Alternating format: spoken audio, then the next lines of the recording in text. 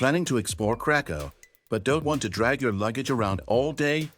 Radical Storage provides a fast, safe way to store your bags while you enjoy the city.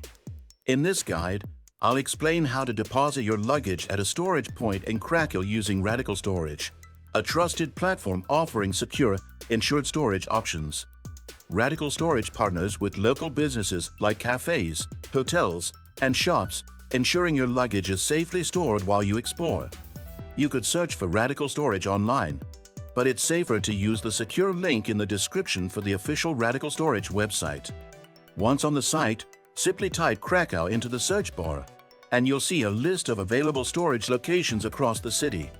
Choose a spot near attractions, transit stations, or anywhere that's convenient for you.